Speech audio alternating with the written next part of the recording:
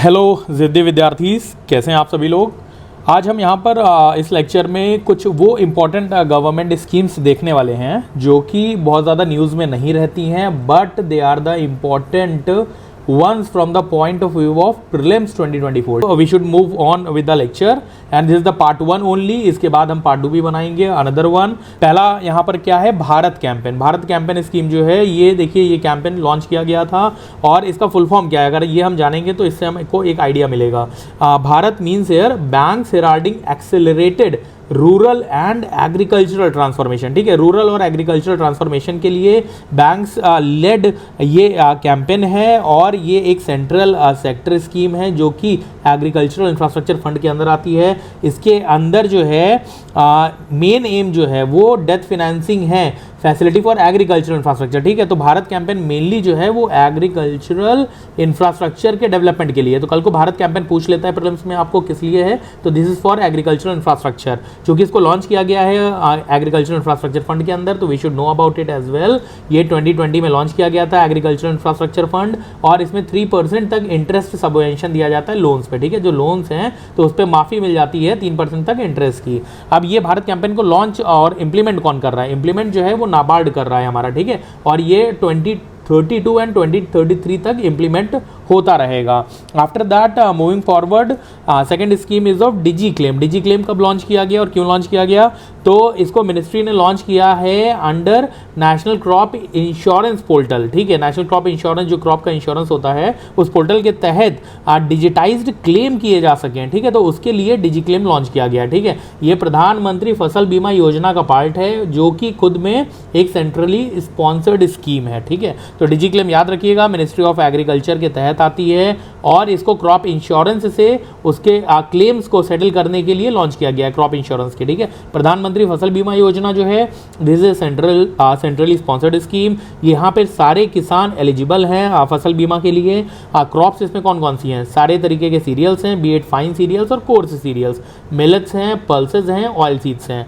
फिर प्रीमियम जो दिया जाता है प्रधानमंत्री फसल बीमा योजना के अंदर उसमें 1.5% राबी क्रॉप्स के लिए है, 2% प्रीमियम दिया जाता है खारीफ क्रॉप्स के लिए और 5% हॉर्टिकल्चरल क्रॉप्स के लिए।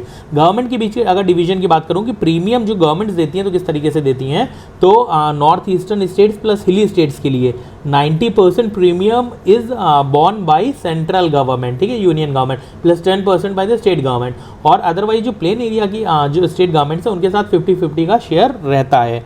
Further moving forward winds portal जो लॉन्च किया गया वो किस लिए है, this is for weather information. ठीक है, वेदर इंफॉर्मेशन सिस्टम है ये और सेंट्रलाइज्ड सिस्टम है ये। विंड्स पोर्टल जो है सेंट्रलाइज्ड प्लेटफॉर्म है एक। फिर येस्टेक मैनुअल आपका अगर मैं देखूं तो येस्टेक मैनुअल किस काम में आता है, अगर ये खाली ऐसे ही पूछ लेंगे येस्टेक मैनुअल हैड बीन लॉन्च्ड और was seen in the news recently regarding what, तो ये यील्ड एस्टिमेशन सिस्टम है। ठीक है, एग्रीकल्चरल क्रॉप्स की जो यील्ड होगी वो कितनी होगी तो वो कैसे एस्टिमेट किया जा रहा है आज की डेट में डिजिटाइज्ड मैनर में येस्टेक मैनुअल से।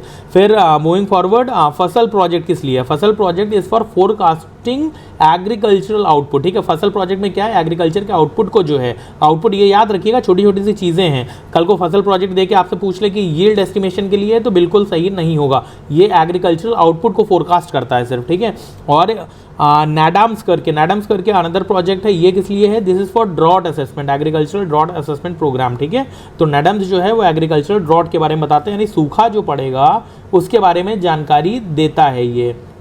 फिर भुवन पोर्टल, इसके बारे में आपको पहले से ही जानकारी होगी, इसरो ने इसको लॉन्च किया हुआ है।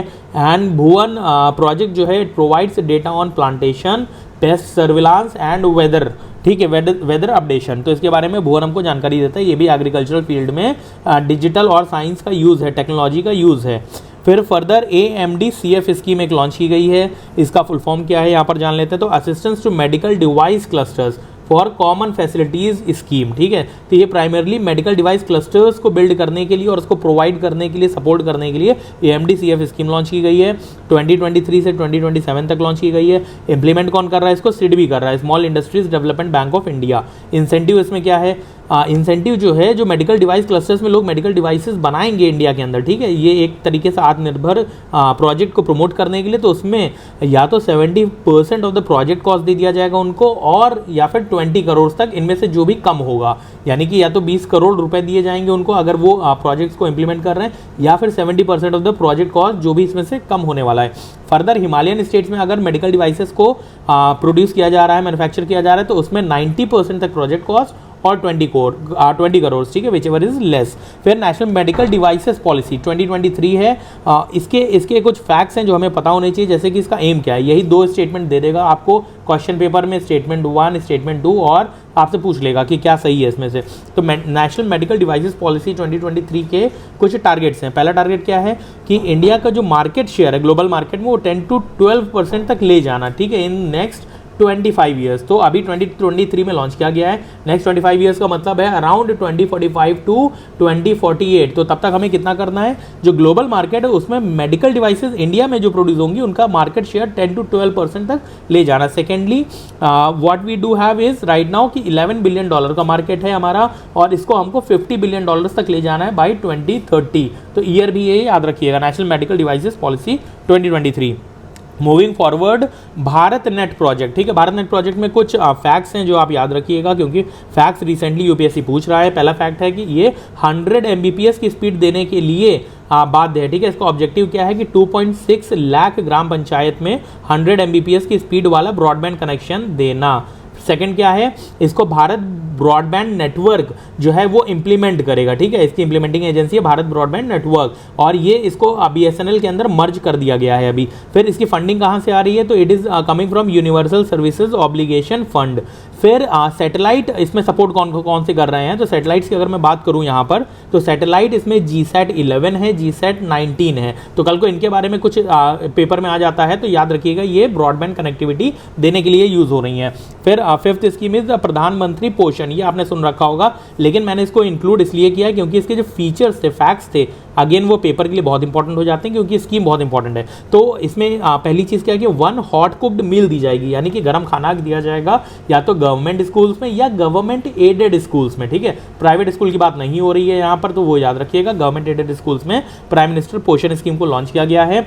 ये 2021 से 26 पीरियड के लिए है। इसमें बेनिफिशियरीज कौन होंगे, पहले बेनिफिशियरी वो होंगे जो प्री स्कूल्स में है या बाल वाटिका में बच्चे पढ़ रहे हैं, यानी कि क्लास 1 से पहले।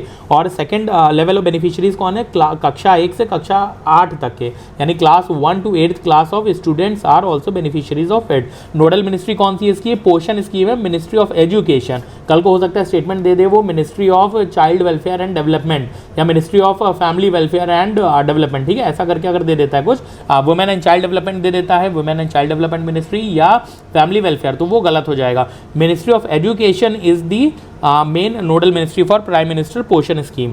फिर आदित्य स्कीम की तरफ हम जाते हैं। आदित्य प्रोग्राम जो है ये क्या है, खाली आदित्य कल को पूछ लेगा, तो हो सकता है आपको समझ में ना आए, 4 स्टेटमेंट दे देगा आपको, तो आपको पता होना चाहिए इसका full form. First and foremost, Aditya means acing development of innovative technologies with iDEX. IDEX यहाँ पर जो है ये डिफेंस से रिलेटेड, डिफेंस की फील्ड में इनोवेशन से जुड़ा हुआ है, ठीक है, आईडेक्स। तो उसमें जो है इनोवेटिव टेक्नोलॉजीज लाने की जो जिम्मेदारी है, जो प्रमोशन है, वो आदित्य स्कीम के थ्रू किया जा रहा है। इसका एम क्या है, mainly to develop 30 deep technological critical and strategic technologies, ठीक है। तो भारत की नेशनल सिक्योरिटी के लिए जो क्रिटिकल टेक्नोलॉजीज है और स्ट्रैटेजिक टेक्नोलॉजीज हैं, उसमें अराउंड 30 लेवल ऑफ टेक्नोलॉजीज को डेवलप करना जो है उसका प्रमोशन किया जा रहा है आदित्य फ्रेमवर्क के तहत, ठीक है। और इसमें से वो टेक्नोलॉजीज हैं जो जनरली अभी एग्जिस्ट नहीं करती हैं, यानी इनोवेशन पे मेनली फोकस है आदित्य का, इनोवेशन पे फोकस है, और कौन सी फील्ड में, डिफेंस की फील्ड में है।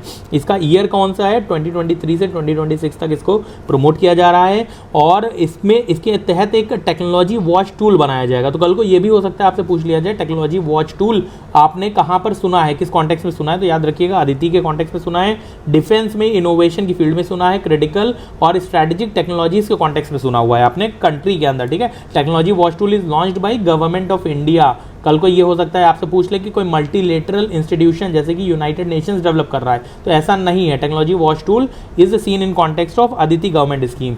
ग्रांट्स इन एड इसमें दिया जाएगा अदिति विनर्स को, ठीक है, जिसमें से 50% of the product development budget उनको दिया जाएगा और 25 करोड़, ठीक है, इनमें से जो भी फिजिबल होगा वो चीज़ दी जाएगी। एलिजिबिलिटी क्या है अदिति चैलेंज के लिए?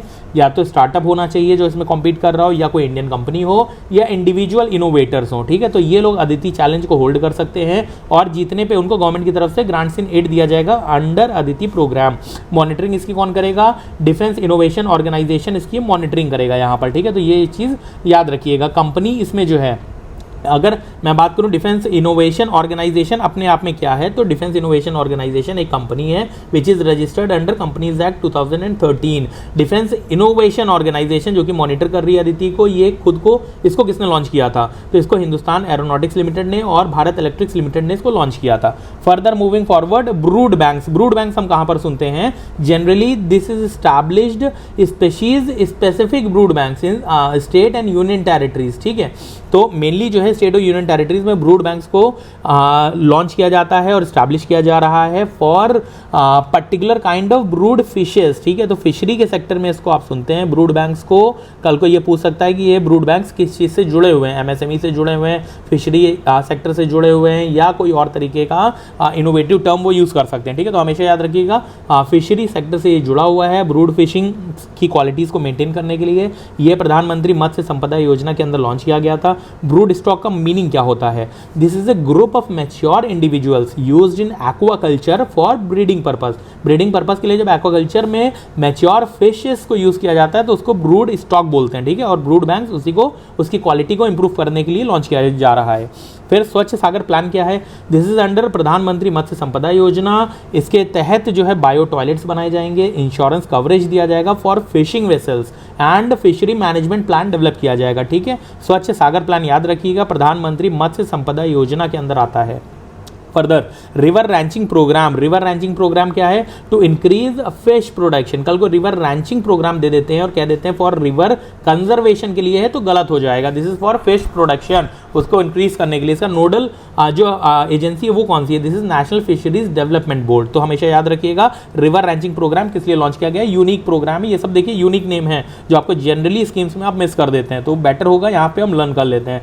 फिर इसी के कॉन्टेक्स्ट में मैं पढ़ा रहा हूँ तो मुझे लगा कि प्रधानमंत्री मत्स्य संपदा योजना चूंकि कॉमन स्कीम है but at the same time इसके टारगेट जो हैं that can be asked in paper. पहला टारगेट क्या है? Fish production to be increased to 22 million metric tons, ठीक है। सेकंड क्या है? Gross value added of fisheries जो है टू एग्रीकल्चरल जीवीए वो 9% तक लेके जाना है, यानी एग्रीकल्चरल ग्रॉस वैल्यू एडेड जो है, एग्रीकल्चरल जीडीपी जो है उसमें फिशरीज का कंट्रीब्यूशन 9% तक लेके जाना इसका टारगेट है। Third is to double the export earnings, ठीक है। एक्सपोर्ट जितना भी फिशरीज का हो रहा है फिशरी सेक्टर से, तो उसको डबल करना है, अर्निंग्स को 1 लाख करोड़ तक ले जाना है, to 1 lakh crore. Fourth is to decrease the post harvest losses, ठीक है। Right now post harvest losses are to the tune of 25%, इसको रिड्यूस करके 10% करना है। फिर to double the income of fishery farmers. Further अभीम क्यों लॉन्च किया गया था? इसका फुल फॉर्म हम जान लेते हैं तो ऐसे ही क्लियर हो जाएगा। This is Ayushman Bharat health infrastructure mission. तो हेल्थ के इंफ्रास्ट्रक्चर को बिल्ड करने के लिए अभीम इनिशिएटिव लॉन्च किया गया। This is to the period of 2021 to 26। This is centrally sponsored scheme.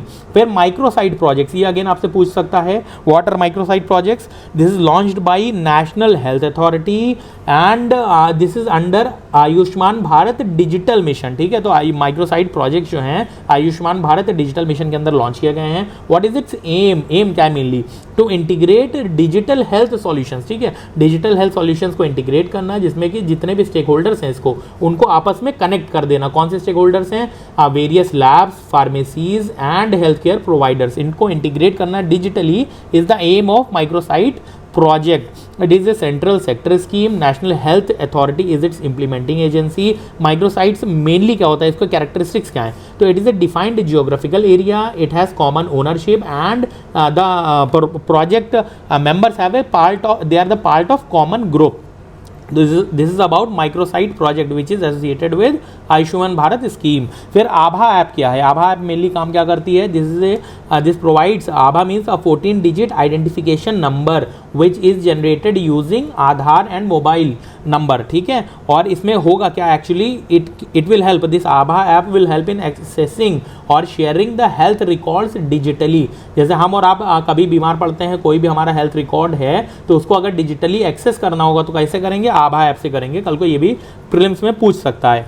फिर cities 2.0, this is another important government scheme. Cities का फुल फॉर्म यहाँ पे सिटी से वैसे तो क्लियर हो जाता है, this is for city investments to innovate, integrate and sustain, ठीक है। तो मेनली क्या है कि सिटी में इन्वेस्टमेंट करना, किस लिए करना, ताकि इनोवेशन बढ़ाया जा सके सिटी में, इंटीग्रेट किया जा सके डिजिटल सॉल्यूशंस को और सस्टेनेबिलिटी इंक्रीज की जा सके। इसके मेनली फीचर्स क्या है सिटीज 2.0 के? Firstly it is a sub component of smart cities mission जो कि 2018 में लॉन्च किया गया था। Secondly we are getting loan from France and Germany here, and technical assistance we are getting from European Union regarding promotion of innovation in cities, ठीक है। तो यहाँ पर ये याद रखिएगा ये कंट्रीज कौन सी, ये स्टेटमेंट दिया जा सकता है।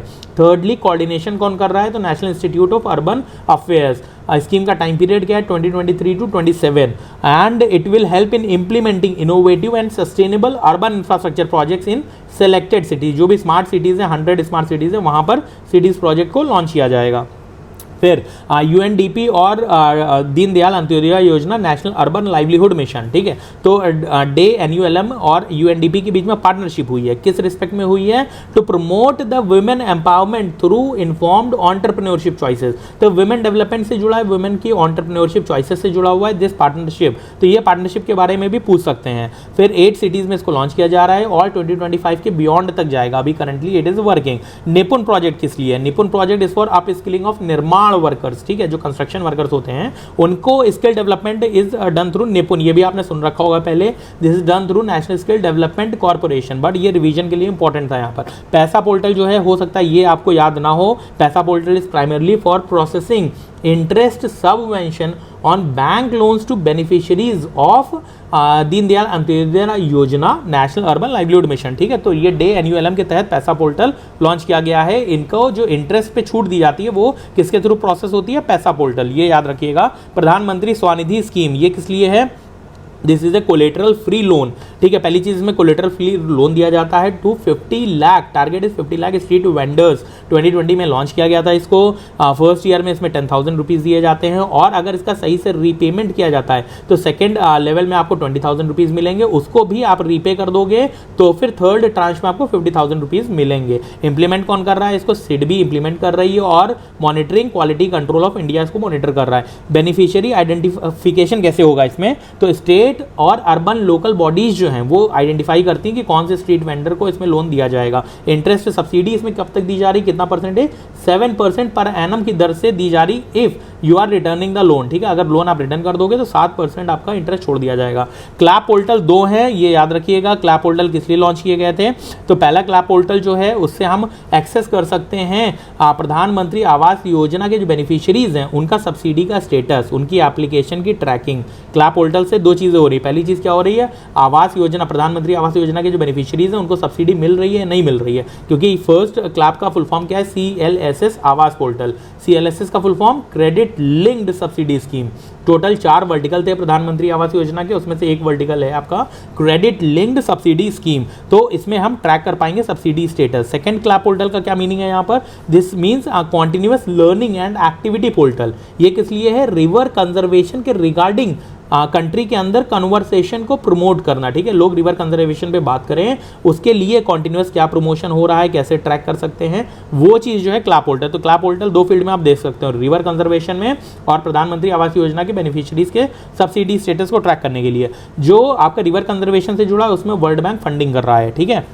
फिर wash enlightened villages, wash enlightened villages जो हैं ये जल जीवन मिशन के तहत इनको डेवलप किया जा रहा है। इनका मेन पर्पस क्या होगा, उन कम्युनिटीज़ को डेवलप करना जो कि लॉन्ग टर्म में वाटर सप्लाई को इंश्योर कर सकें और सैनिटेशन सर्विसेज दे सकें, ठीक है। तो मेनली लोकल कम्युनिटीज़ को एम्पावर करना इन 2 रिस्पेक्ट में, वाटर सप्लाई और सैनिटेशन के लिए, उसमें वॉश एनलाइटेंड विलेजेस को डेवलप किया जा रहा है। ये जल जीवन मिशन के तहत आता है।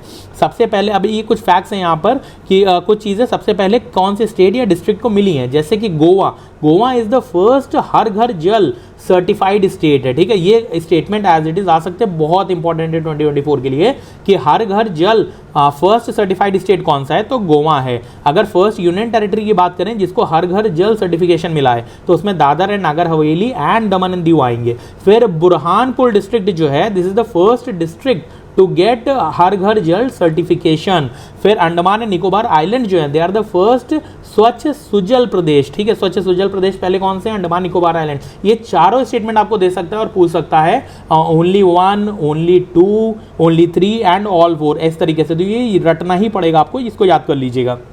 जल मनी प्रोग्राम ये किस लिए है, 2008 में लॉन्च किया गया था। It is promoting stand alone purification system in rural schools. गांव के जो स्कूल होते हैं उसमें जो है स्टैंड अलोन प्योरिफिकेशन, एक तरीके से जो वहां पे आरओ का सिस्टम होगा वो जलमनी प्रोग्राम के तहत गांवों के स्कूल में लगाया जा रहा है। फिर गंगा रिवर की बात कर लेते हैं। यहाँ पर गंगा रिवर से जुड़े हुए कुछ ऐसे तथ्य हैं जो इंपॉर्टेंट है, जैसे कि सी गंगा। सी गंगा का क्या मतलब है, this is a think tank which is established at IIT Kanpur. National mission for clean Ganga जो है उसके लिए थिंक टैंक एक काम कर रहा है, बनाया गया है कि वो जो आइडियाज देगा वो कौन सा है, सी गंगा है।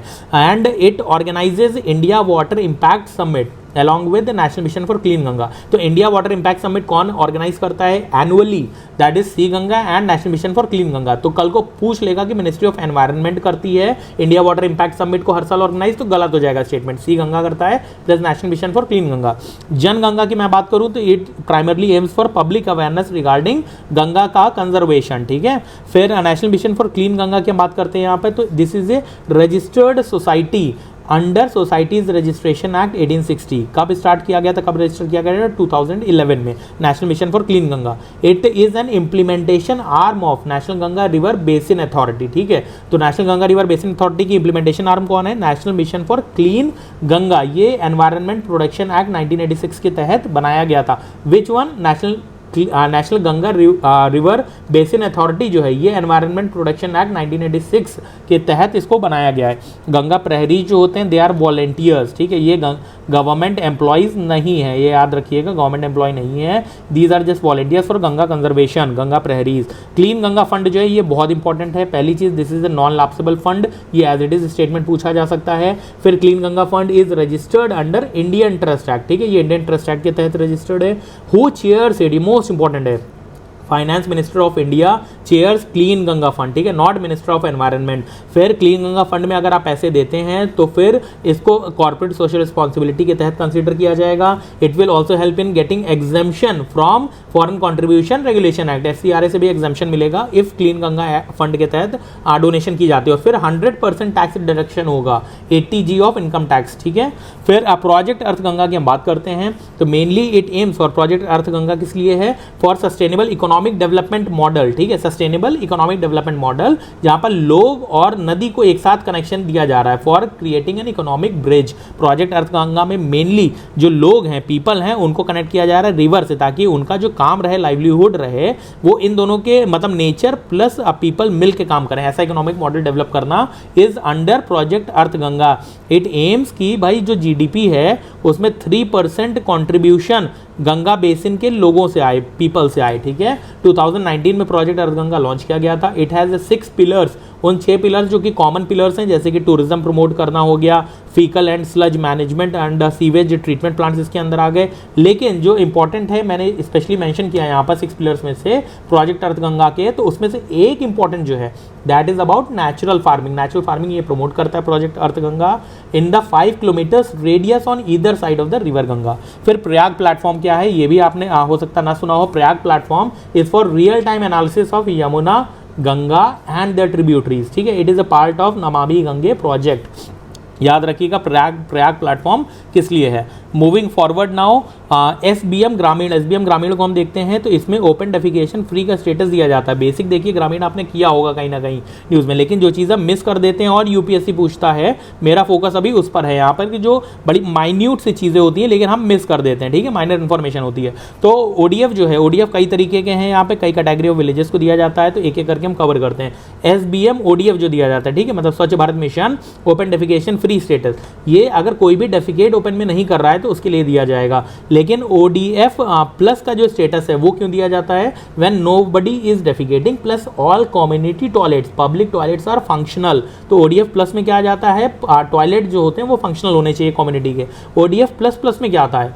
इसमें पहली चीज ODF प्लस का आपको स्टेटस मिल रखा हो, plus toilets do have sludge and sewage management system. ठीक है, इसमें स्लज और सीवेज मैनेजमेंट सिस्टम भी अगर टॉयलेट्स में आ जाता है फंक्शनल होने के साथ में, तो ODF प्लस प्लस का स्टेटस दे दिया जाता है। फिर ODF प्लस एस्पायरिंग का क्या फुल फॉर्म है? ठीक है, ODF प्लस एस्पायरिंग किनको दिया जाता है? जिनके पास ODF का स्टेटस हो प्लस सॉलिड या लिक्विड, और ठीक है either of the two, solid और लिक्विड वेस्ट मैनेजमेंट सिस्टम हो, तो वो एस्पायरिंग हो जाते हैं। ODF प्लस राइजिंग कौन होते हैं? जिनके पास ODF का स्टेटस हो प्लस उनके पास दोनों ही फैसिलिटीज हो, both solid and liquid waste management. ODF plus model क्या है? यानी मॉडल विलेज वो कौन सा हो जाएगा जो ODF प्लस वाला होगा? तो उसके अंदर 4 क्राइटेरिया है। ODF का स्टेटस हो, उनके पास both solid and liquid waste management facility हो, they like visual cleanliness in those villages is observed properly. ठीक है, साफ सफाई वहां पे क्लियरली दिखे, and they displays ODF plus IEC messages. ठीक है, इसमें मैसेज भी आने चाहिए। ठीक है, तो वो हो जाता है ODF प्लस मॉडल। फिर MSMEs की बात कर लेते हैं। माइक्रो स्मॉल मीडियम होती हैं।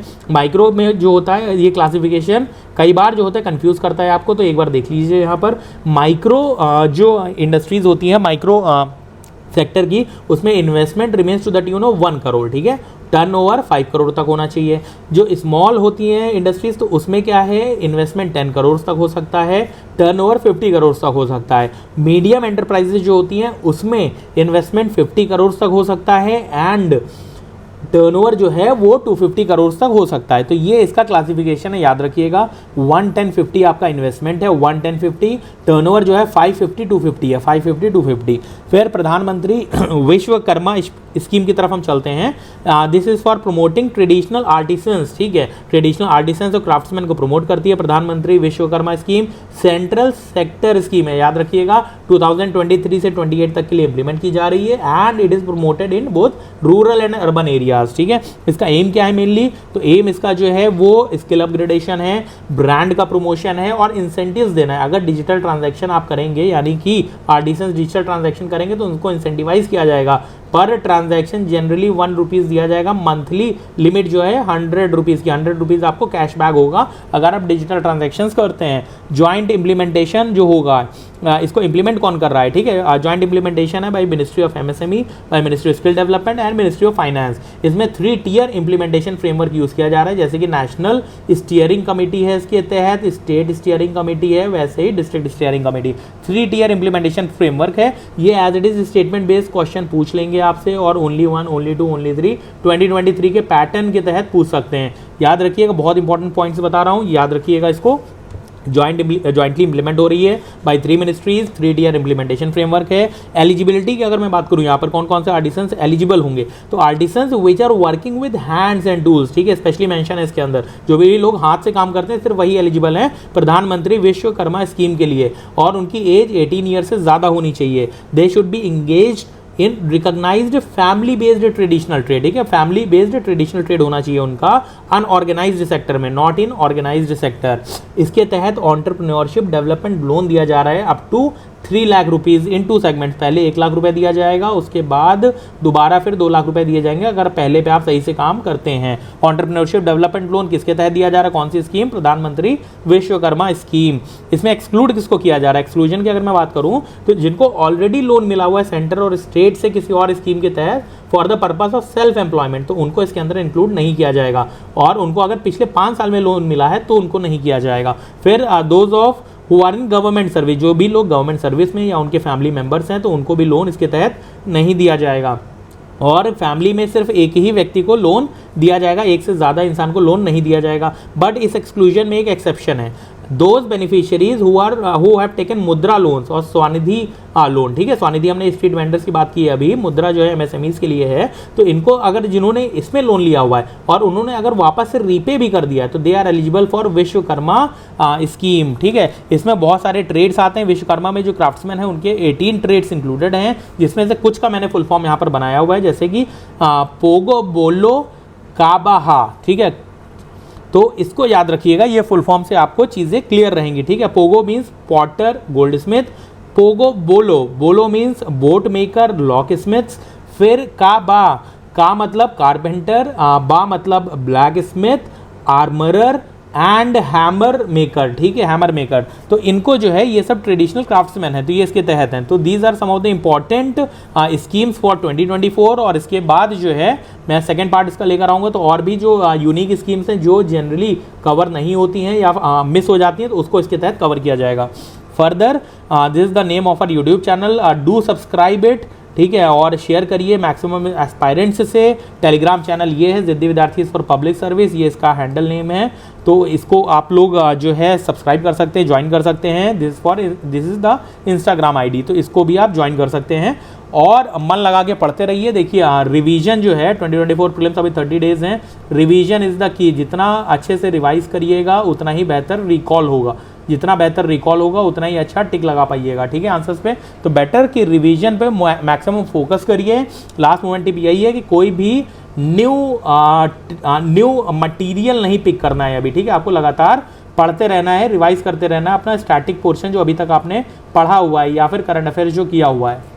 With this I am wishing you luck और मन लगा के पढ़ाई करिए। जय हिंद, जय भारत, ठीक है।